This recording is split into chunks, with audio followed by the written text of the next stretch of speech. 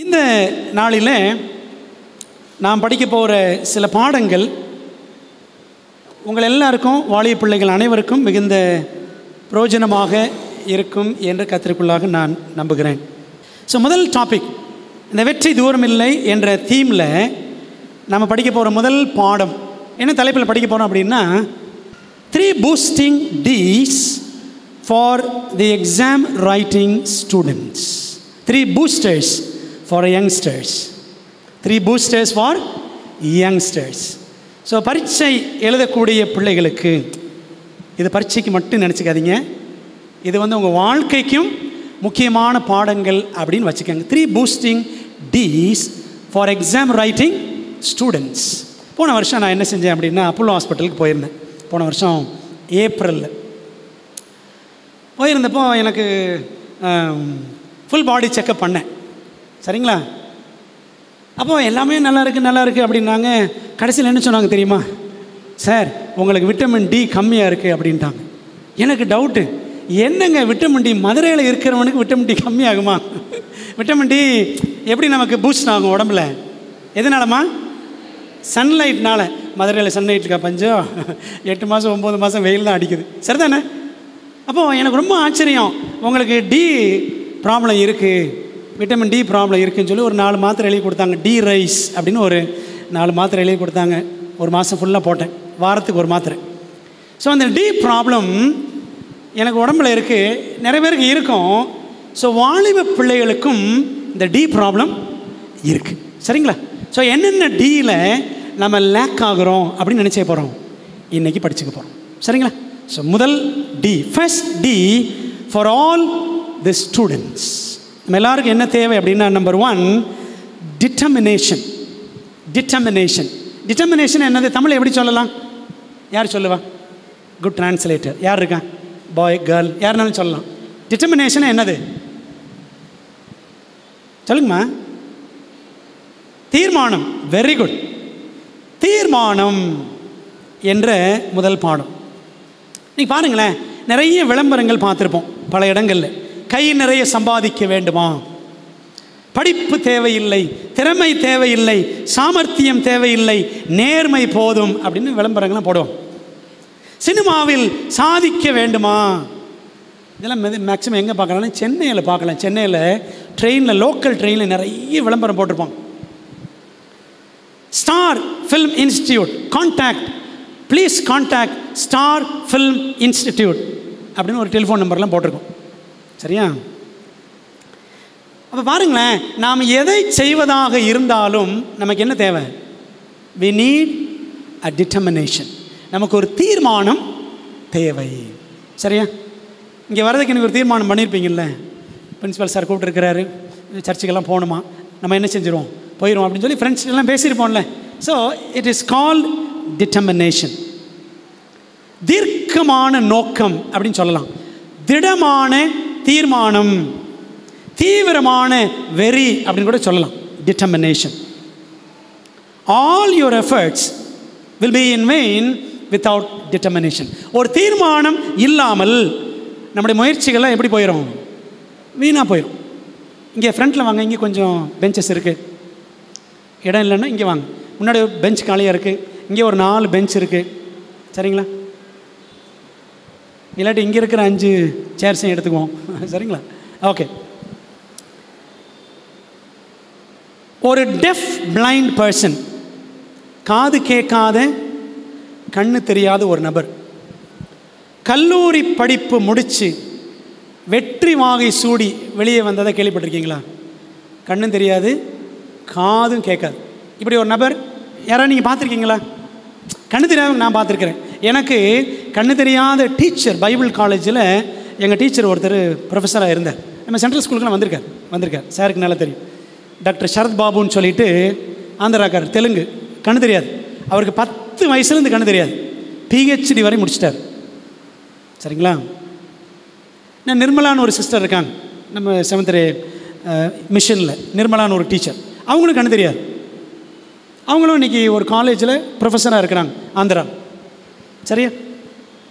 நீங்கள் யாரை பார்த்துருக்கீங்களா கண்ணு தெரியாமல், காது கேட்காம, டிகிரி வரை முடிச்சு பிரச்சனை பார்த்துருக்கியா? தலையாட்டுறேன் வேகமாக. ஓகே, அப்படி ஒரு நபரை பற்றி தான் நம்ம பார்க்க போகிறோம். ஹிஸ்ட்ரியில் யாராவது ஞாபகம் இருக்கா உங்களுக்கு? சரித்திரத்தில் யாராவது ஞாபகம் இருக்கா உங்களுக்கு? யாராவது ஞாபகம் இல்லையா? ஓகே, அவங்க யார் தெரியுமா? அவங்க பேர் ஹெலன் கெல்லர். படிச்சிருக்கீங்களா? இப்போ ஞாபகம் வந்துச்சா? Helen Keller. இவங்க தான் அமெரிக்காவில் 1900 to 1904 இந்த 4-5 வருடங்களில் ராட்க்ளிஃப் காலேஜ் என்ற ஒரு காலேஜில் டிகிரி முடித்து ஃபர்ஸ்ட் ஸ்டூடெண்ட்டாக டிகிரி முடித்த ஒரு காலேஜ் ஸ்டூடெண்ட்டாக வெளியில் வந்தாங்க, ஹெலன் கெல்லர். இந்த பெண்ணுக்கு 1.5 வயசு இருக்கும் பொழுது, 18 மாதம் இருக்கும் பொழுது 1881 இவங்களுக்கு ஒரு காய்ச்சல் வந்துச்சு. என்ன சொல்லுவாங்கன்னா ஸ்கார்லெட் ஃபீவர், செம்புள்ளி நச்சு காய்ச்சல் அப்படின்னு தமிழில் சொல்லுவாங்க. அதை பற்றிலாம் கவலைப்படாதீங்க, இந்த பெயரை பற்றி. ஸ்கார்லெட் ஃபீவர், செம்புள்ளி நச்சு காய்ச்சல்னு சொல்லுவாங்க. அதாவது மூளைக்காய்ச்சல் வச்சுக்கோங்களேன், மூளைக்காய்ச்சல், மெனிங்கிட்டிஸ் அப்படின்னு சொல்லுவாங்க, மெனிங்கிட்டிஸ். ரொம்ப நாள் இந்த காய்ச்சல் இல்லை இந்த பெண்ணுக்கு. ஆனால் ரிசல்ட் என்ன தெரியுமா? கண்ணு போச்சு, காது போச்சு. 1890 when she was 10 years old, 10 வயசு இருக்கும் பொழுது இவங்க ஒரு கதை ஒன்று கேள்விப்படுறாங்க. சரிங்களா? நிஜமான ஒரு சம்பவம் கேள்விப்படுறாங்க. என்ன அப்படின்னா, காட்டா என்ற ஒரு நபர், நார்வேயை சேர்ந்த ஒரு பெண், காட்டா, ரானில்டு காட்டா அவங்க பேர். அவங்களுக்கும் இதே பிரச்சனை தான். அவங்களுக்கும் ஹெலன் கெல்லருக்கு இருக்கிற மாதிரி அதே பிரச்சனை தான். ஆனால் என்ன செஞ்சுருக்காங்க, இவங்க நல்லா பேச பழகிட்டாங்க. பாருங்களேன், காதும் கேட்காது, ஊமை வேறு, ஆனால் பேசணும், கம்யூனிகேட் பண்ணணும். எப்படி செய்கிறது? அப்போ ஹெலன் கெல்லர் என்ன செய்கிறாங்க, இந்த ரானில்டு காட்டாண்டு ஒரு பெண்ணை பற்றி கேள்விப்படுறாங்க. கேள்விப்பட்டுட்டு அப்போ அவங்க கதை ஏன் என்ன மாதிரியே இருக்கேன், நானும் அவங்கள மாதிரி என்ன செய்யணும், இந்த கம்யூனிகேஷன் ஸ்கில்ஸ் எல்லாம் நான் படிச்சுக்கணும், இந்த தகவல் தொடர்பு முறைகளை, திறமைகளை வளர்த்துக்கணும்னு சொல்லிட்டு இவங்க ஆசைப்படுறாங்க. என்னாச்சு அப்படின்னா, ஹெலன் கெல்லர் லைஃப்பில் ஒரு 20 வயதான 20 years old graduate of Perkins ஸ்கூல்னு ஒரு ஸ்கூலில் ஃபார் த பிளைண்ட், கண்ணு தெரியாதவங்களுக்காக வேலை செய்கிற ஒரு டீச்சர். 20 வயசு அவங்களுக்கு. சரிங்களா? அவங்க என்ன செய்கிறாங்கன்னா ஹெலன் கெல்லருக்கு டீச்சராக வர்றாங்க. அந்த சைடு இருக்காங்க பார்த்தீங்களா, கொஞ்சம் டல்லாக இருக்கும். இந்த மாதிரி ஒரு டிவி இங்கே சீக்கிரம் மாட்ட போகிறோம், வந்துருச்சுன்னா அவங்களுக்கு ரொம்ப அழகாக இருக்கும். இந்த வாரத்துக்குள்ளே வந்துடும்னு நினச்சேன், ஆனால் முடியாமல் போச்சு. அதனால் கொஞ்சம் அட்ஜஸ்ட் பண்ணிக்கோங்க. சரியா? அந்த டீச்சர் அவங்க பேர் என்னன்னு பார்த்தீங்கன்னா, அவங்களோட யங் ஸ்டேஜ், சின்ன வயசில் 20 வயசில் ஆனி சல்லீவன் அதான் இந்த டீச்சர் பேர். இவங்க 2 பேரும், இந்த ஹெலன் கெல்லரும் ஆனி சல்லீவனும் வாழ்க்கையில் சேர்ந்தாங்க பார்த்தீங்களா. அந்த நாள் தான் இந்த ஹெலன் கெல்லர் வாழ்க்கையில் ஒரு திருப்பு முனையான நாள். சரிங்களா? ஒரு திருப்பு முனையான நாள். நம்மளோட வாழ்க்கையில் சில நேரத்தில் ஒரு டீச்சரை சந்திச்சிருப்போம், எத்தனையோ டீச்சரை பார்ப்போம். விளங்குதா உங்களுக்கு? எல்கேஜியிலேருந்து ப்ரீகேஜியிலேருந்து காலேஜ் வரைக்கும் பார்த்தீங்கன்னா எப்படி ஒரு 100 டீச்சரை பார்த்துருவோமா? 100 டீச்சரை பார்த்துருவோமா? கண்டிப்பாக பார்த்துருவோம். ஆல்மோஸ்ட் 100 டீச்சர்ஸ் பார்த்துருவோம். ஆனால் எல்லா டீச்சரும் மைண்டில் நிற்க மாட்டாங்க. ஆனால் ஒரு சில டீச்சர் தான் மனசில் நிற்கிற மாதிரி, நச்சுன்னு மைண்டில் நிற்கிற மாதிரி வேலை செய்வாங்க. சரிங்களா? ஸோ அப்படி எனக்கும் நிறைய டீச்சர்ஸ் இருக்கிறாங்க. நான் சொன்னேன் பார்த்தீங்களா ஆரம்பத்தில், அந்த கண்ணு தெரியாத டீச்சர், அவர் தான் எனக்கு பயங்கர இன்ஸ்பிரேஷன். சரிங்களா? கண்ணு தெரியாத வாத்தியார். அவர்கிட்ட போனதுக்கப்புறம் தான் பைபிளே படிச்சுக்கிட்டேன், பைபிளையே அவர்கிட்ட தான் கற்றுக்கிட்டேன். ஸோ அதே மாதிரி இந்த ஹெலன், ஆனி சல்லீவன், இந்த 2 பேர் சந்திச்சாங்கல்ல அவங்க வாழ்க்கையில், ஹெலன் கெல்லர் வாழ்க்கையில் மறக்க முடியாத ஒரு நாள். இந்த ஆனி சல்லீவன் பார்த்தீங்கன்னா இவங்களுக்கும் பாதி கண்ணு தெரியாது. விருது அவங்களுக்கு பார்ஷியலி பிளைண்ட். யார்? இந்த டீச்சர். அந்த ஸ்டூடெண்ட் எப்படி பிளைண்டு? Completely blind. ஹெலன் கெல்லருக்கு கம்ப்ளீட்டாக கண்ணு தெரியாது. அடடா, இந்த டீச்சர் எப்படி அவங்களுக்கு சொல்லிக் கொடுத்துருப்பாங்க?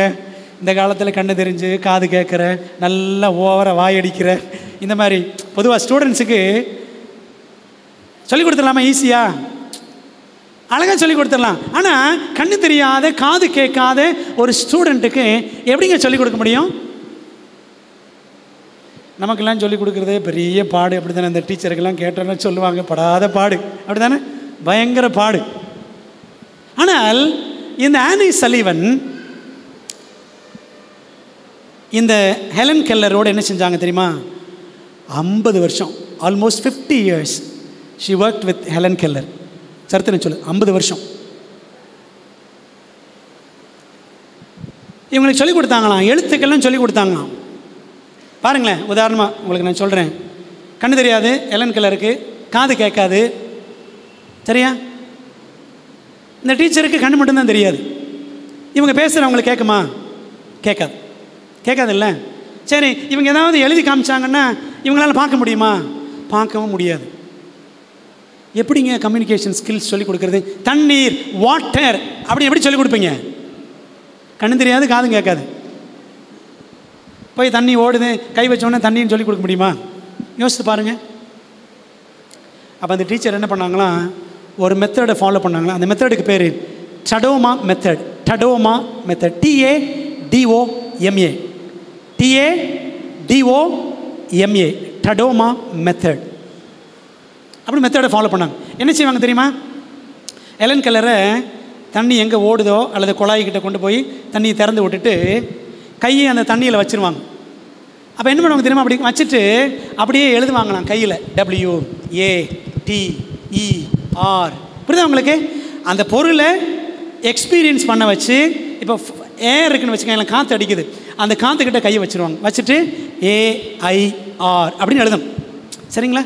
ஸோ அந்த ரியல் திங், அந்த பொருள்கிட்ட கொண்டு போய் அதை ரியலைஸ் பண்ண வச்சு, ஃபீல் பண்ண வச்சு அப்படியே எழுதி காட்டுறது. அதுக்கு பேர் தான் என்ன மெத்தட்? Tadoma method. சரிங்களா? நம்ம ஒழுங்காக கவனிப்போமா? கிளாஸ் ரூமில் நம்ம கவனிப்போமா? கண் நல்லா தெரியுது, காது நல்லா கேட்குது, அப்படி தானே? வாய் அழகாக பேசும், நிறுத்தவே நிறுத்தாது, பேசிக்கிட்டே இருக்கும், அப்படி தானே? ஆனால் நமக்கெல்லாம் சொல்லிக் கொடுக்குறது எவ்வளோ கஷ்டம், நமக்கு புரிய மாட்டேங்குது இல்லை? ஆனால் இந்த பெண்ணுக்கு, ஹெலன் கெல்லருக்கு, இந்த ஹெலன் கெல்லருடைய ஃபோட்டோ இந்த டீச்சர் சொல்லிக் கொடுத்தாங்களாம்.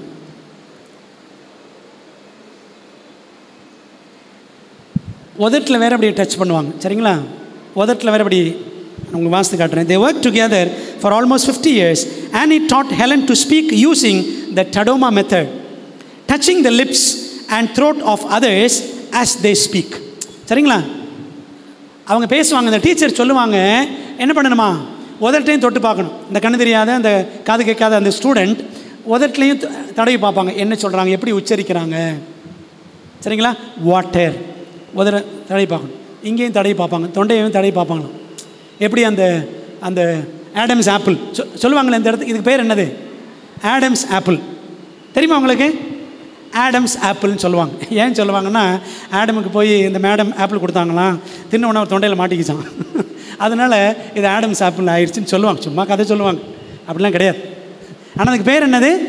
Adams apple. இந்த ஆப்பிள் மேலே கீழே போயிட்டு வந்துக்கிட்டே இருக்கும். சரிங்களா? ஸோ அப்படி பேசும் பொழுது அந்த வாட்டர், ஏர், ஃபயர், ஃபயர்னோடனே ஃபயர்லாம் கை வைக்க முடியாது. சரிங்களா? அந்த வெப்பம், அந்த ஹீட்டை ரியலைஸ் பண்ண வைப்பாங்க. So touching the lips and throat of others as they speak. Helen was a brilliant girl. இந்த ஹெலன் கெல்லர் ரொம்ப அறிவாளி. She had invented over 60 different signs that she could communicate with her family by age 7. அவளுக்கு 7 வயசு ஆகும் பொழுதே ஃபேமிலியில் உள்ளவங்கள்ட்ட எப்படி communicate பண்ணலாம்னு சொல்லிட்டு 60 வித்தியாசமான அடையாளங்களை அவங்க என்ன பண்ணிட்டாங்களாம், கண்டுபிடிச்சிட்டாங்க. நம்ம என்ன செய்வோம் அப்படின்னு சொல்லுவோம்ல, பசிக்குது, போதும் அப்படின்னா போதும்னு என்ன செய்வான்? போதும் போதும், எனக்கா காட்டுறீங்க? இல்லை இல்லை, போதும் போதும் அப்படின்வாங்க. இல்லாட்டி இப்படின்வாங்க, அப்படி தானே? இப்படின்னு காட்டுவாங்க. So we have different science. இப்போ அந்த மாதிரி ஹெலன் என்ன பண்ணாங்கன்னா, நிறைய சயின்ஸ் அவங்க படிச்சுக்கிட்டாங்க, அடையாளங்கள். அப்புறம் என்னாச்சு தெரியுமா? Helen Keller she began her writing career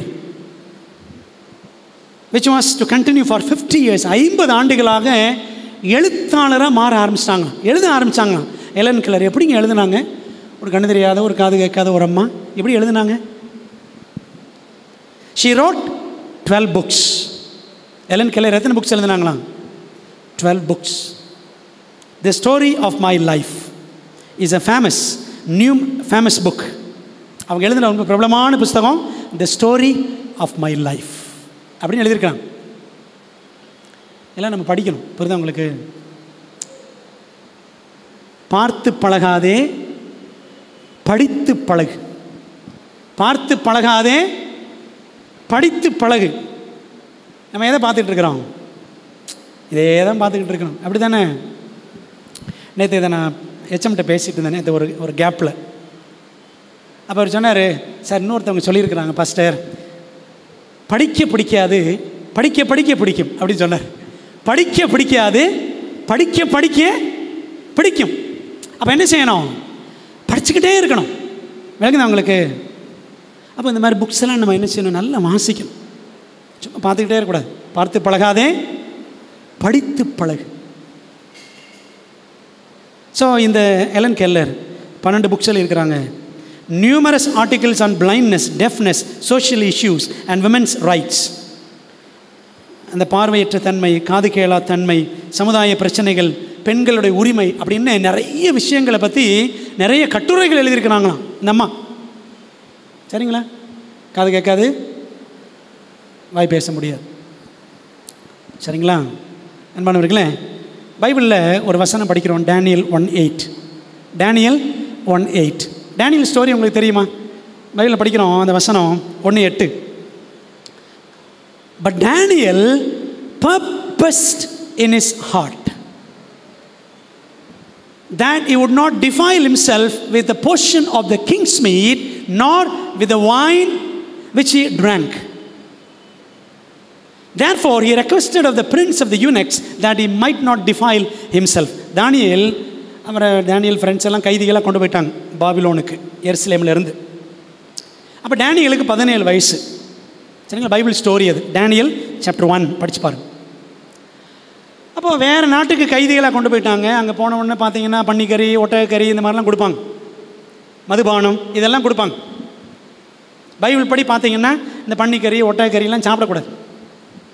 அப்போ இதெல்லாம் அசுத்தம் என்று அறிந்த டேனியல் என்ன பண்ணாரா? He purposed in his heart. தானியேல் ராஜாவின் போஜனத்தினாலும் அவர் பானம் பண்ணும் திராட்சை ரசத்தினாலும் தன்னை தீட்டுப்படுத்தல் ஆகாது என்று தன் இருதயத்தில் தீர்மானம் பண்ணிக்கொண்டு he decided, he determined in his heart. புரியுதா உங்களுக்கு? டேனியல் என்ன பண்ணாரு? தீர்மானம் பண்ணார். எண்ட் ரிசல்ட் என்ன தெரியுமா? அந்த ராஜா கொடுத்தாரு. ராஜா கொடுத்தா சாப்பிட வேண்டிதான். நம்ம என்ன பண்ணியிருக்கிறோம்? எல்லோரும் வனாந்தரத்தில் 2.5 மாதம் ட்ராவல் பண்ணி வந்திருக்கிறோம். நடந்து வந்திருக்கிறோம். சரிங்களா? கையெல்லாம் கட்டி நம்மளை கைதியெல்லாம் கொண்டு வந்தாங்க. தண்ணி ஒழுங்காக கிடைக்கல, சாப்பாடு ஒழுங்காக கிடைக்கல, எவ்வளோ கஷ்டப்பட்டோம். இப்போ ராஜா வந்து நமக்கு கறியும் இதுவும் கொடுக்குறாரு. பன்னிக்கறி, ஒட்டகக்கறி எல்லாம் கொடுக்குறாரு. ராஜா குடிக்கிற மதுபானம் இதெல்லாம் கிடைக்குது. விளாசுடா, பூந்து கட்டுறா அப்படின்னு டேனியல் என்ன செய்யலை? He decided in his heart. He purposed in his heart. அதாங்க தீர்மானம். புரியுதா உங்களுக்கு? தீர்மானம்னா என்ன? இருதயத்தில் ஒரு நோக்கம் வச்சுக்கிறது. அதுதான் தீர்மானம். சரிங்களா? என்ன தெரியுமா? எல்லாரும் சாப்பிட்டுட்டாங்க. ஒரு 400-500 வாலிபர்கள் வச்சுக்கோங்களேன். எல்லாரும் சாப்பிட்டாங்க. 4 பேர் மட்டும் சாப்பிடல. அந்த ராஜா கொடுத்த சாப்பாடை சாப்பிடல. ராஜா கொடுத்த ட்ரிங்கை குடிக்கல. சரிங்களா? என்னாச்சு தெரியுமா? டேனியல் சாப்டர் 1 படிக்கிறோம். இந்த 4 பேரும் எப்படி இருந்தாங்களா? அந்த வசனத்தை நான் பைபிளில் படிக்கிறேன். டேனியல் சாப்டர் 1 அதிகாரம். டேனியல் 1 வசனம் 17. இந்த 4 வாலிபருக்கும் தேவன் சகல எழுத்திலும் ஞானத்திலும் அறிவையும் சாமர்த்தியத்தையும் கொடுத்தார். எப்படி இருந்தாங்களா? ரொம்ப அறிவாக சாமர்த்தியமாக இருந்தாங்களாம். அவங்க கேட்டாங்க ராஜா கிட்ட, நேபுகாத்நேச்சர் ராஜா, எங்களுக்கு இதெல்லாம் வேண்டாம் ராஜா, எங்களுக்கு வெஜிடபிள்ஸ், ஃப்ரூட்ஸ், வாட்டர் இந்த மாதிரி கொடுங்க அப்படின்னு கேட்டாங்களாம். Just 10 days. சும்மா டெஸ்ட் பண்ணி பாருங்கள் ராஜா, 10 நாள் போதும். 10 நாள் என்ன பண்ணாங்க? ப்ரேயர் பண்ணி அதான் சாப்பிட்டாங்க. காய்கறி, பழங்கள், தண்ணி இந்த மாதிரி தான் சாப்பிட்டாங்க. என்னாச்சு தெரியுமா? 10 நாள் எண்ட் ரிசல்ட் என்னன்னு பார்த்தீங்கன்னா, ஆண்டவர் அவங்களை 10 மடங்கு ஆசீர்வதிச்சார். 10 மடங்கு. ஓகே, அதே 1 அதிகாரத்தில் வசனம் 20 பாருங்கள். 20 வசனம். ஞானத்துக்கும் புத்திக்கும் அடுத்த எந்த விஷயத்தில் ராஜா அவர்களை கேட்டு விசாரித்தானோ. ராஜா இந்த மாதிரி எல்லாருக்கும் சாப்பாடு கொடுத்துட்டு வெளிநாட்டிலேருந்து வாலிப பிள்ளைகளை கைதிகளை கொண்டு வந்து நல்ல ட்ரைனிங் கொடுத்து நல்ல சாப்பாடு எல்லாம் சொல்லி பாடங்கள்லாம் சொல்லி கொடுத்து 3 வருஷம் காலேஜ் ட்ரைனிங் பாபிலோனில். சரிங்களா? இந்த 3 வருஷம் படிக்கிறேன் பார்த்தீங்களா காலேஜில், இதெல்லாம் பாபிலோனில் தான் வந்துச்சு. 3 வருஷம் படிக்க வச்சுட்டு ராஜா என்ன பண்ணுவார்? இன்டர்வியூ வைப்பார். அதான் இன்டர்வியூ இந்த வசனம். ராஜா அதுவும் அப்போ பாருங்கள், இந்த நேபுகாத்நேசர் எவ்வளோ ப்ரில்லியண்ட்டாக இருந்திருப்பார். சரிங்களா? நேபுகாத்நேசர். ஸோ எல்லாருக்கும் ஒரு இன்டர்வியூ வச்சார். அப்படி வச்சப்போ அதில் தன் ராஜ்யம் எங்கும் உள்ள சகல சாஸ்திரிகளிலும் ஜோசியரிலும் அவர்களை எத்தனை பேரை? அந்த 4 பேரை 10 மடங்கு சமர்த்தராக கண்டான். 10 மடங்கு எப்படி இருந்தாங்கன்னா அந்த 4 பேரும் சமத்தாக இருந்தாங்களாம். 10 நாள் 10 மடங்கு. காரணம் என்ன? அவங்க மைண்டில் அவங்க செஞ்சிருந்த டிட்டர்மினேஷன். சரிங்களா? ஸோ பிள்ளைகள் நீங்களாம் படிக்கிறீங்க, 10th 11th 12th இருக்கிறீங்க. ஃபர்ஸ்ட் டி என்ன? டி முதல் டி என்னம்மா? டிட்டர்மினேஷன். நிறைய பிள்ளைகள்கிட்ட நான் கேட்பேன், 12th படிச்சுட்டு இருப்பாங்க, எக்ஸாம் எழுத போவாங்க. நிறைய பேர்ட்ட நான் கேட்டிருக்கேன், அடுத்து என்னம்மா ஆக போகிற? தெரியல சார் இன்னும். எத்தனை பேர் இன்னும் தெரியாமல் இருக்கிறீங்க? சொல்லுங்க முத்துப்பாண்டி. என்னது? மார்க் வரட்டும் அப்புறம் பார்த்துக்கலாம். நிறைய பேர் சொல்கிறது மார்க் வரட்டும் அப்புறம் பார்த்துக்கலாம். புரியுதுங்களா? You must have determination. அந்த தீர்மானம் உங்களுக்கு இருக்கணும். விளங்குதா உங்களுக்கு? அது இல்லாட்டி வச்சுக்கோங்களேன், நம்மளால் ஷைன் பண்ணவே முடியாது. சரியா? இது முதல் முக்கியமான பாடம். ரெண்டாவது செகண்ட் டி என்ன தெரியுமா? டிவோஷன். என்னது? Daily touch with God. சிம்பிளாக சொன்னால் அதுதான் டிவோஷன். அப்படின்னா அதாவது பக்தர்கள் அவங்களாம் டிவோட்டின்னு சொல்லுவாங்க. சரிங்களா? பக்தைகளை டிவோட்டின்னு சொல்லுவாங்க. ஸோ டிவோஷன் அப்படின்னா தியானம், கடவுள் பக்தி அப்படின்னு சொல்லலாம். Daily touch with God. பொதுவாக ஸ்டூடெண்ட்ஸ் என்ன செய்வாங்கன்னா, பொதுவாக அவங்ககிட்ட 2 எக்ஸ்ட்ரீம் இருக்கும். 2 எக்ஸ்ட்ரீம். ஒன்று ரொம்ப பக்தியாக இருப்பாங்க, மாணவிகள் ரொம்ப பக்தியாக இருப்பாங்க. எப்போன்னு பார்த்தீங்கன்னா பைபிளும் கைமா இருப்பாங்க, ப்ரேயர் பண்ணுறது அப்படின்னு. சில நேரம் நோட்டில் எடுத்திங்கன்னா ஸ்ரீராம ஜெயம் அப்படி இப்படின்னு போட்டு பரிச்சைத்தாளில் பார்த்தீங்கன்னா ஊ போட்டிருப்பாங்க, பரிச்சைத்தாளில் சிலுவை போட்டிருப்பாங்க. அந்த டைமில் பார்த்தீங்கன்னா ஒரே பக்தி மயமாக இருக்கும். வெரி பாயஸ். எப்போ? எக்ஸாம் டைமில் மட்டும். சரிங்களா? பரீட்சை நேரத்தில் மட்டும் பக்தியாக இருக்கிறது. சில நேரத்தில் அப்படி இருக்கணும். நம்ம பரீட்சை நேரத்தில் மட்டும் கடவுளை தேடுறது, அப்படியா? இது ஒரு எக்ஸ்ட்ரீம். இன்னொரு எக்ஸ்ட்ரீம் என்ன அப்படின்னா, கம்ப்ளீட்டாக கடவுளை மறந்துடுறது. ஃபர்கெட்டிங் காட் டோட்டலாக கடவுளை மறந்துடுறது. கடவுளை நினைக்க நேரமே இருக்காது. கோயிலாவது, குளமாவது, சர்ச்சாவது, அதாவது டைமே இருக்காது. சரிதானே? Will be very busy with friends, busy with mobiles. சரிங்களா? நம்ம டிவோஷன் எது கூட இருக்குது? காட் கூட இருக்கா, அல்லது ஏதாவது திங்ஸ் கூட இருக்கா? யோசித்து பாருங்கள்.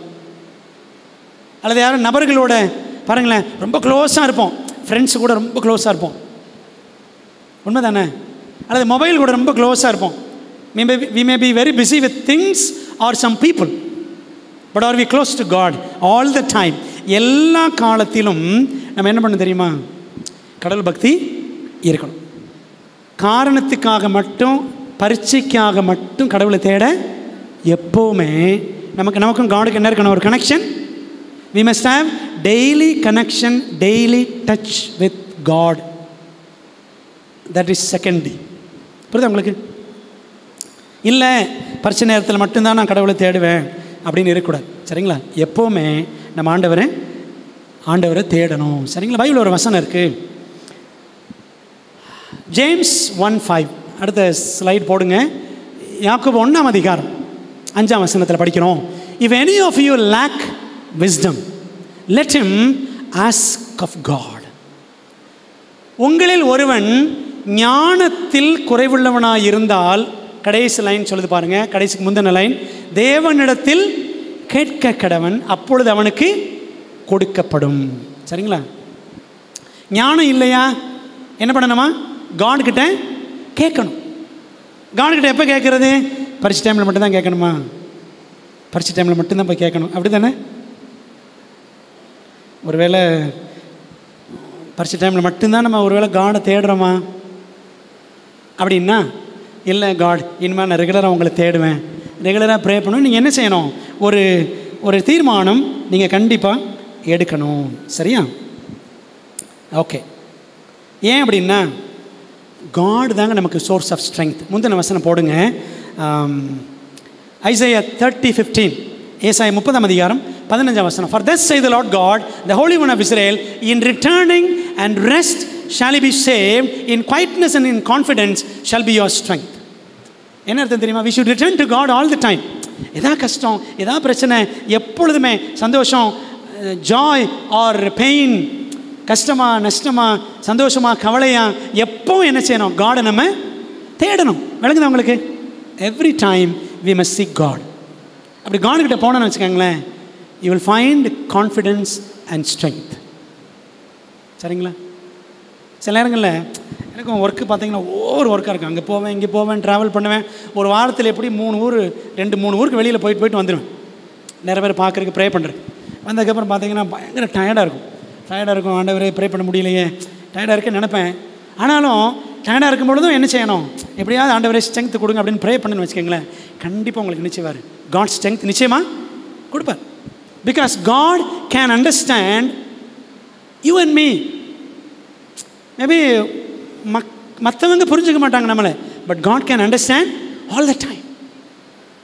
சரிங்களா? அதனால் பரிசு நேரத்தில் மட்டும் ஒரு டிவோஷன் அப்படின்னு இருந்தக்கூடாது. Every time, all the time we must seek God.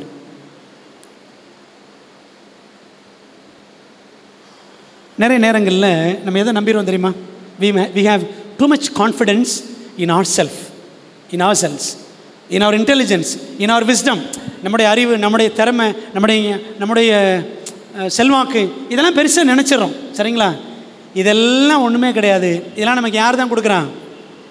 அப்போ வசனம் படித்தோம்ல, James 1:5, let him ask God, he will give us wisdom. அப்படி தானே படிக்கிறோம். விஸ்டம், ஸ்ட்ரென்த், அந்த மெமரி பவர் எல்லாம் யார் தான் கொடுக்கணும்? நான் நல்ல வல்லாரக்கீரை சாப்பிடுவேன், அதனால் எனக்கு அறிவு வந்துடும், அப்படியா? ஞாபக சக்தி வந்துடும், அதனாலயா? பாருங்களேன், நம்ம நிறைய செய்யலாம், அது செய்யலாம், இது செய்யலாம், சாப்பிடலாம், நல்லா தூங்கலாம், டைமுக்கு எல்லாம் செய்யலாம். ஆனால் source of wisdom, source of strength யார் தான்? காட் தான். So don't seek God when you are in need. தேவையில் மட்டும் கடவுளை தேடக்கூடாது. எப்போவுமே என்ன செய்யணும்? கடவுளை நாம் தேடணும் அப்படின்றத மறந்துடாதீங்க. சரியா?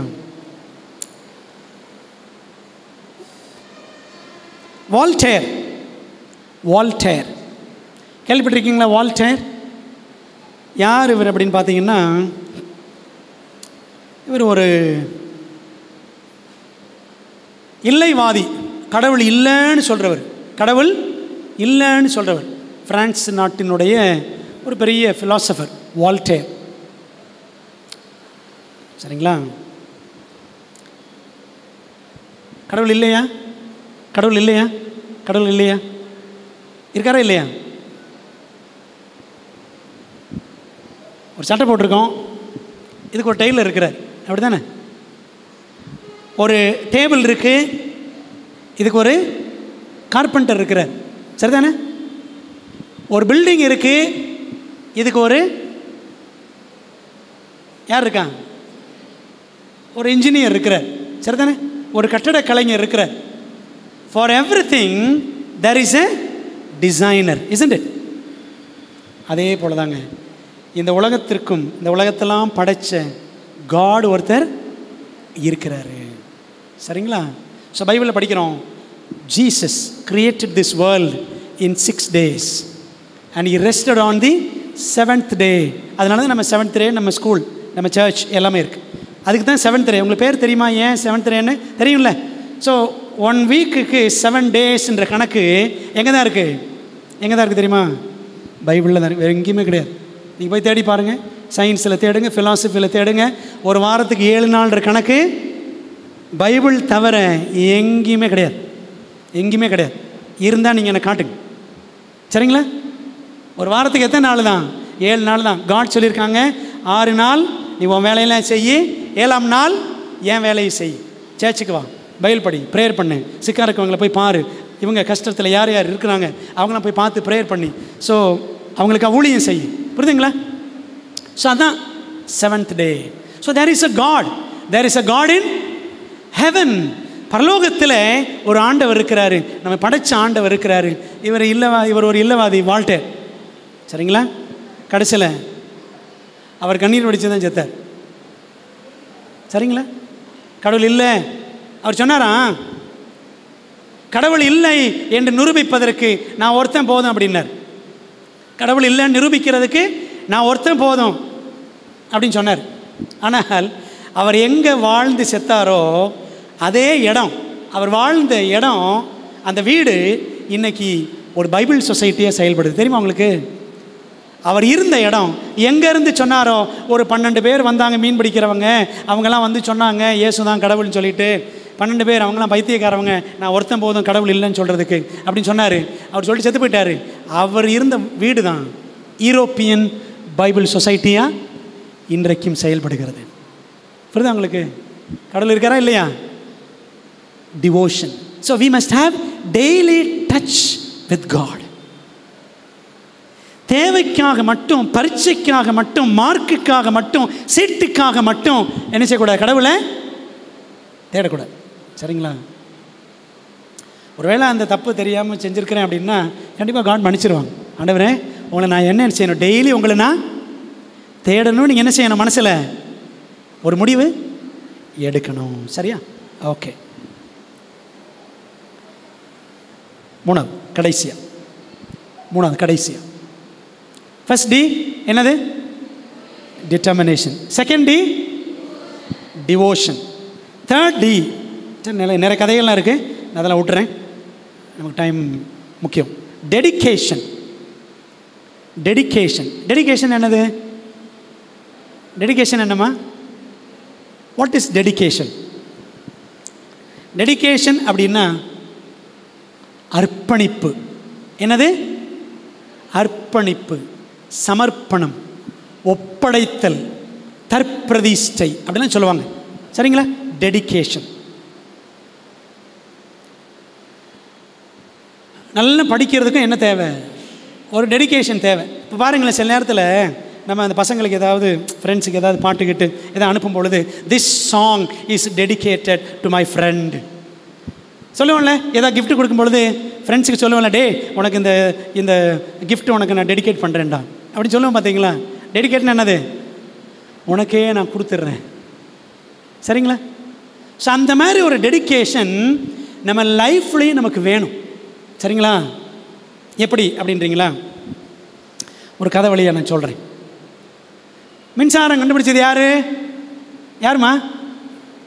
லைட்லாம் கண்டுபிடிச்சது யாரு? தெரியலையா? ஐயோ தெரிலன்றாங்களே. யாருமா? Edison. Full name Thomas Alva Edison. அவர் தான் கண்டுபிடிச்சார், சரியா? he was a very poor student. படிப்பெல்லாம் வராது, சரிங்களா? very poor in studies and in money. பணமும் கிடையாது, படிப்பும் கிடையாது. 12 வயசில் தன்னுடைய 12 வயசில் என்ன செஞ்சாராம்? கடலை மிட்டாய் விற்றுக்கிட்டு இருந்தாராம், கேண்டி பார்ஸ். கடலை மிட்டாய், நியூஸ் பேப்பர் விற்றுக்கிட்டு இருந்தாராம். எப்படி நம்ம நாட்டில் ராமேஸ்வரத்தில் யார்? அப்துல் கலாம். என்ன விற்றார்? அவரும் என்ன விற்றார் தெரியுமா? நியூஸ் பேப்பர் விற்றுக்கிட்டு இருந்தார். நீங்கள் பாருங்கள், அவர் சாகும் பொழுது இறந்துட்டார், ஒரு பெரிய சயின்டிஸ்ட், சரிதானே? அதே மாதிரி தான் இவரும் நியூஸ் பேப்பர், கடலை மிட்டாய் விற்றுக்கிட்டு இருந்தார். அவருடைய படிப்பை பள்ளிக்கூடத்தில் தொடர முடியவில்லை. என்ன பண்ணிட்டாங்கன்னா, டீச்சர் ஒரு நாள் அவனை திட்டாங்க. 12 வயசில் கிளாஸ் டீச்சர் அவனை திட்டாங்க, பயங்கரமாக திட்டாங்க. என்ன திட்டினாங்கன்னு ஒரு வார்த்தை சொன்னாங்களாம். அந்த வார்த்தையை படித்து அந்த வார்த்தை எனக்கே புரியலை. சரிங்களா? ADDLED ஆடில்டு அப்படின்னு திட்டாங்க. புரியல, எனக்கும் புரியலை. டிக்ஷனரியில் பார்த்தேன். ADDLED, எல்இடின்னா நமக்கு தெரியும், அப்படி தானே? ஆட் எல்இடின்னு வச்சுக்கோங்களேன். ஆட்லெட் அல்லது ஆடில்டு. அதுக்கு என்ன அர்த்தம்னா, கேடு விளைவிக்கிறவன், குழப்பவாதி, கிளாஸையே கெடுக்கிறான். சுருக்கமாக சொன்னால் சரியான மக்கு அப்படி மாதிரி திட்டாங்க வச்சுக்கோங்களேன். அம்மாவுக்கு பயங்கர கோபம் வந்துருச்சு, செம்ம கோபம். என் பிள்ளைய எப்படி சொல்லிட்டீங்கன்னு சொல்லிட்டு, இனி இந்த பள்ளிக்கூடத்தில் என் பிள்ளை படிக்க மாட்டான்னு சொல்லி பிள்ளை என்ன பண்ணிட்டாங்க, நீ வாடா நான் வீட்டுக்கு கூட்டு போகிறேன்னு சொல்லி வீட்டுக்கு கூட்டு போயிட்டாங்க. வீட்டுக்கு கூட்டு போய் அவனுக்கு என்ன பண்ணாங்க தெரியுமா, வீட்டிலேயே சொல்லி கொடுத்தாங்க. தாமஸ் ஆல்வா எடிசன் எங்கே படித்தவர்? வீட்டிலே படித்தார். சரியா? He almost lost all his hearing capacity at the age of 12. 12 வயசுலேயே கிட்டத்தட்ட காது கேட்குற தன்மைலாம் போயிடுச்சான். Due to scarlet fever which he had as a child. இவருக்கும் அதே பிரச்சனை தான்.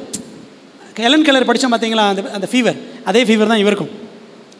அந்த அம்மாவுக்கு 1.5 வயசில் போச்சு, இவருக்கு 12 வயசில் காது மட்டும் போயிடுச்சு. சரிங்களா? பாருங்களேன், இந்த காது கேட்கலையே அப்படின்றத நினச்சி அவர் கவலையே பட மாட்டார். அவருக்கு மறதி வேறு உண்டான். ஒரு முறை ட்ரெயினில் அவர் ஒய்ஃப் போகும்பொழுது என்ன பண்ணிட்டார் தெரியுமா, ஒய்ஃபை விட்டு ஒரு ஸ்டேஷனில் இறங்கிட்டார். இறங்கிட்டாராம். ஐயோ ஒய்ஃபை விட்டுட்டேன்னு சொல்லிட்டு திரும்ப என்ன பண்ணாராம், அவர் ஒய்ஃபை ட்ரெயினில் ஃபாலோ பண்ணி அப்புறம் பிடிச்சிட்டார். சரிங்களா?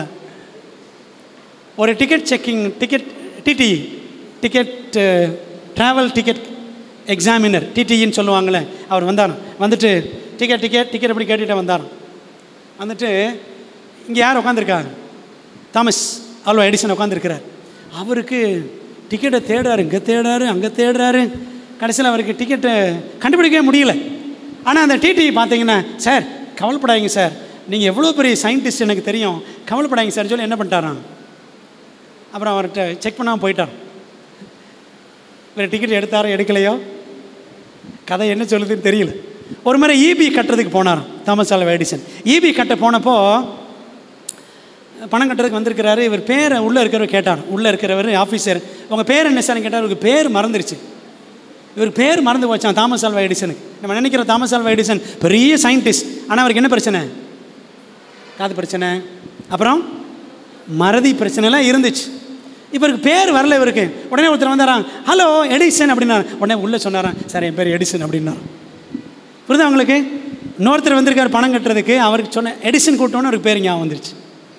அப்படி ஆளுங்க தாமஸ் ஆல்வா எடிசன். விளங்குதா உங்களுக்கு? அவர் கண்டுபிடிச்சது 1098க்கும் அதிகமான பொருட்கள் எல்லாம் கண்டுபிடிச்சிருக்கார். சரிங்களா? லைட்டு, பவர், கிராமஃபோன் நிறைய இருக்குது, அந்த முட்டை பல்பு, சரிங்களா, சினிமா எல்லாம் அவர் தான் கண்டுபிடிச்சார். புரியுதா உங்களுக்கு? So young people, you may have your own infirmities. உங்களுக்கு நிறைய குறைகள் இருக்கலாம். சரிங்களா? சில குறைகள் இருக்கும் உடம்பில். ஒருவேளை இப்போ ஒன்றும் இல்லாமல் இருக்கலாம், ஒருவேளை போக போக வரலாம். சரிங்களா? ஏதாவது ஒரு பிரச்சனை இருக்க தான் செய்யும். அல்லது வீட்டில் பிரச்சனை இருக்கும், அம்மா அப்பா மூலமாக பிரச்சனை இருக்கலாம். அப்பா ஒரு வேளை குடியாராக இருக்கலாம், ஒரு வேளை சார் ஜோம் பண்ணாங்களே சிங்கிள் பேரண்ட்டாக இருக்கலாம், அப்பா மட்டும் இருக்கலாம், அல்லது அம்மா மட்டும் இருக்கலாம். உங்கள் சூழ்நிலை வித்தியாசமாக இருக்கலாம், கஷ்டமாக இருக்கலாம். பட் யூ நீட் என்னது? டெடிகேஷன். எங்கள் வீட்டில் எங்கள் அம்மா எவ்வளோ கஷ்டப்படுறாங்க, எங்கள் அப்பா எவ்வளோ கஷ்டப்படுறாங்க, நான் நல்லா படித்து அவங்கள நல்ல நெல்லை உட்கார வைக்கணும் அப்படின்னு நீங்கள் என்ன செய்யணும்? ஒரு அர்ப்பணிப்பு உங்கள்கிட்ட இருக்கணும். விளங்குதா உங்களுக்கு? ஒரு அர்ப்பணிப்பு இருக்கணும். அந்த டெடிகேஷன் இல்லைன்னு வச்சுக்கோங்களேன், you cannot XL in your life. உங்கள் வாழ்க்கையில் முன்னேறவே முடியாது. அந்த தீர்மானம், அந்த கடவுள் பக்தி, மற்றும் மூணாவது என்னது? அந்த அர்ப்பணிப்பு இல்லைன்னா வாழ்க்கையில் முன்னேறவே முடியாது. So Thomas Alva Edison wife திட்டிகிட்டே இருப்பாங்களாம். இந்த மனுஷன் எப்போ பார்த்தாலும் எங்கே தான் இருக்கிறாரு, லேபுன்னு லேப்லேயே கிடக்கிறாரு. ஒரு முறை அவருடைய சயின்ஸ் லேப் என்ன ஆயிடுச்சான், தீ பிடிச்சி எரிஞ்சு எல்லாம் சாம்பலாக போச்சு. இவருடைய தாமஸ் ஆல்வா எடிசன். அப்போ எல்லாரும் ஃப்ரெண்ட்ஸ் எல்லாம் பார்த்துட்டு, ஐயோ Edison, we feel very sorry for you, நீங்கள் கண்டுபிடிச்சதெல்லாம் போச்சே அப்படின்லாம் பரிதாபப்பட்டாங்க. இவர் என்ன சொன்னார் தெரியுமா? எடிசன் சொன்னாராம், I am glad that my lab is gone. என் லேபு போச்சு, எனக்கு ரொம்ப சந்தோஷம் அப்படின்னாராம். ஏன் தெரியுமா?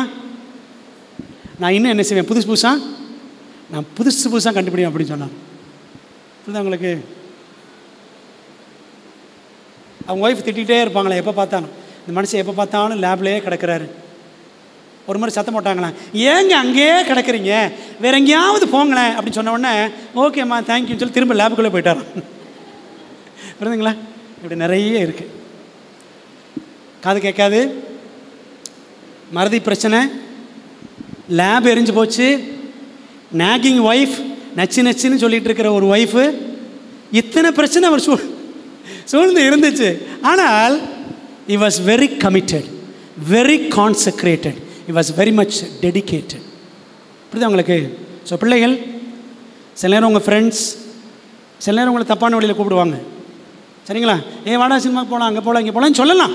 ஆனால் இதான் நீங்கள் என்ன செய்யணும், இது எல்லாத்தையும் ஓவர் கம் பண்ணணும், ஸ்டாப் பண்ணணும். புரியுதா உங்களுக்கு?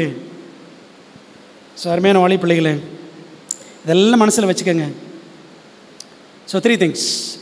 நம்பர் ஒன் சொல்லுங்கம்மா, டிட்டர்மினேஷன், தீர்மானம், திடமான தீர்மானம். Number 2, devotion, daily touch with God.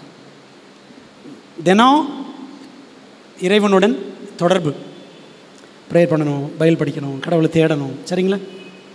இதெல்லாம் முக்கியம். கடைசி டெடிகேஷன், அர்ப்பணிப்பு வேணும். இந்த துறையில், மருத்துவ துறையில் அல்லது ஒரு டீச்சராக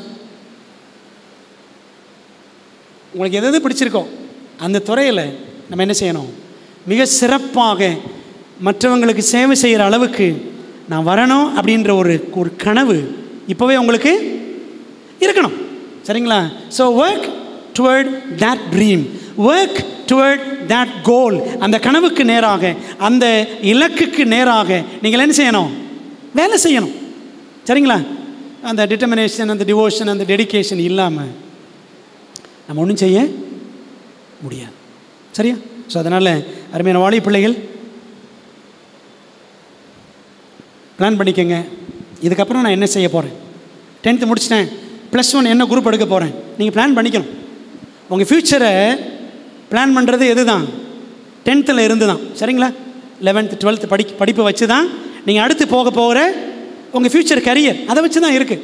சரிங்களா? இனிமேல் யாராவது கேட்டால் என்னென்ன பண்ண போகிறேன், என்னம்மா பண்ண போகிறேன், 12th முடிக்க போகிறேன், தெரியல சார், இன்னும் மார்க் வரட்டும் பார்க்கலாம், நான் பாஸ் ஆவேனா பார்ப்போம், பாஸ் ஆவேனா ஃபெயில் ஆவேனா அதுக்கப்புறம் தான் முடிவு பண்ணணும், அப்படிலாம் இருக்கவே கூடாது. சரிங்களா? உங்கள் அம்மா அப்பா எவ்வளோ கஷ்டப்படுறாங்க, இதெல்லாம் நீங்கள் யோசிக்கணும். சரிங்களா? இந்த ஸ்க்ரீனில் ஒரு காலேஜ், ஸ்பைசர் காலேஜ் போடுங்கம்மா.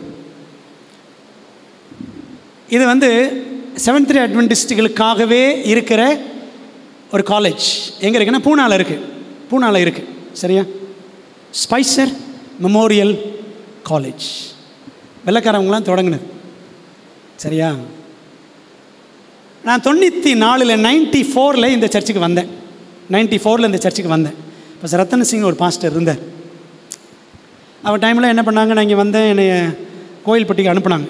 அங்கே போய் பேப்டிஸ்ட் எடுத்து அந்த காலேஜுக்கு போங்கன்னு பேப்டிஸ்ட் எடுத்தேன். 95 அந்த காலேஜுக்கு போனேன்.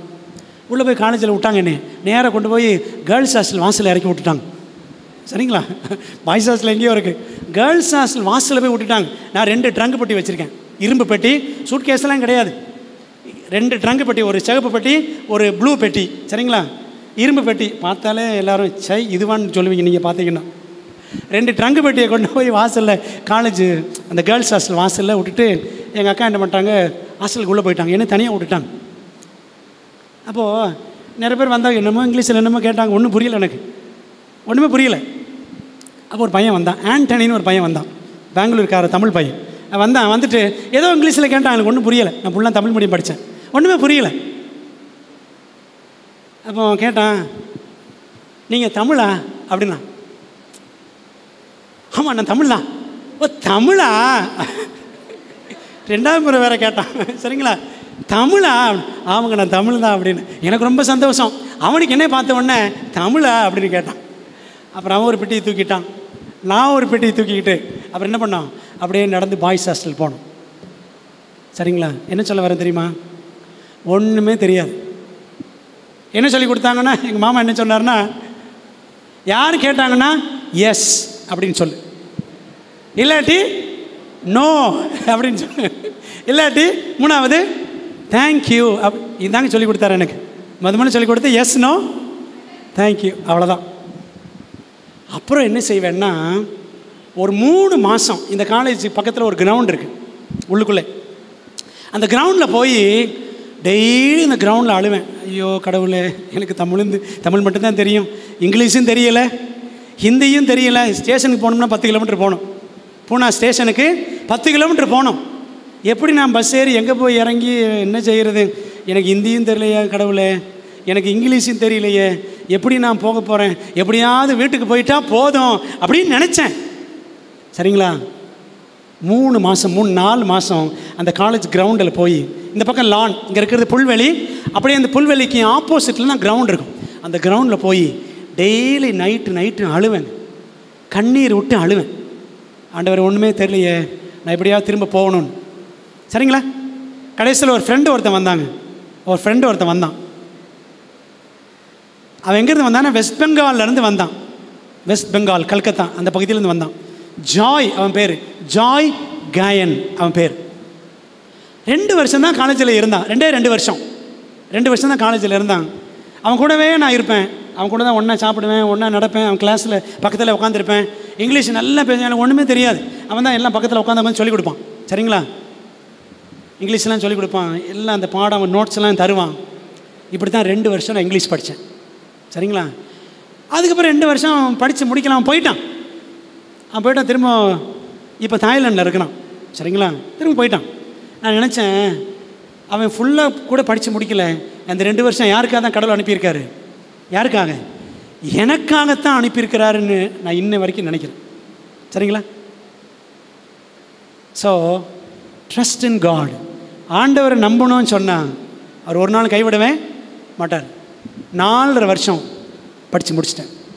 ஸ்பைசர் காலேஜுக்கு போனோன்னா 4 வருஷம், 4.5 வருஷத்தில் படித்து முடிக்கணும். சரிங்களா, ஒருவேளை பண கஷ்டம் இருந்துச்சுன்னா 12 வருஷம் 13 வருஷம் படிக்கலாம். ஒருவேளை கொஞ்சம் கம்மியாக இருந்துச்சுன்னாலும் 12-13 வருஷம் படிக்கலாம். சரிங்களா, ஆனால் கடவுள் ஒரு தீர்மானம் எடுத்தேன், எப்படியாவது பாஸ்ட்டுக்கு படிச்சிடணும் அப்படின்னு சொல்லிட்டு ஒரு தீர்மானம், ஒரு டிவோஷன், ஒரு டெடிகேஷன் எல்லாம் கடவுள் கொடுத்தாரு. சரிங்களா, எங்கள் மாமா சொன்னார், என்ன இங்கே இருக்கிறார் கூடல் நகரில், என்ன இருக்கிறார். நான் +2 முடிச்சுட்டு அவர்கிட்ட போய் சொன்னேன், மாமா நான் பாஸ்ட்டுக்கு படிக்க போகிறேன். அவர் சொன்னார், இவன்லாம் பாஸ்டாகி உருப்பட போகிறான் அப்படின்னு என்கிட்ட சொன்னார். இவன்லாம் பாஸ்டாகி உருப்பட போகிறானா? எங்கள் அம்மாவோடைய அண்ணன் சொன்னார். ஆனால் இன்றைக்கி அவர் வீட்டுக்கு அடிக்க போய் ஜோம் பண்ணுறேன், வாங்க பாஸ்டர் தோற்றுறோம் அப்படி இன்றைக்கி சொல்கிறார். அவர் வீட்டுக்கு வாங்க வாங்க வாங்க வந்து ஜோம் பண்ணுங்கன்னு சொல்கிறார். பாருங்களேன், உங்கள் வாழ்க்கையில் அந்த டிட்டர்மினேஷன், அந்த டிவோஷன், அந்த டெடிகேஷன் இருந்துச்சுன்னா, யார் உங்களை பார்த்து இப்படின்னு சொன்னாங்களோ, இவனா இவளா அப்படின்னு சொன்னவங்களாம் உங்கள் முன்னாடி என்ன செய்வாங்க? உங்களுக்கு செய்ய வேண்டிய மரியாதை செய்கிற அளவுக்கு கடவுள் உங்களை உயர்த்துவார், ஆசீர்வதிப்பார். சரியா? So God bless you children. தேவன் உங்களோடு இருந்து உங்களை அற்புதமாய் நடத்தும்படி, உங்கள் தேர்வுகளில் மட்டுமல்ல உங்கள் வாழ்க்கையிலையும் நீங்கள் பெரிய வெற்றி அடைய உங்களுக்காக ஜெபம் பண்ணுறோம். கடவுள் உங்களை ஆசீர்வதிப்பார்.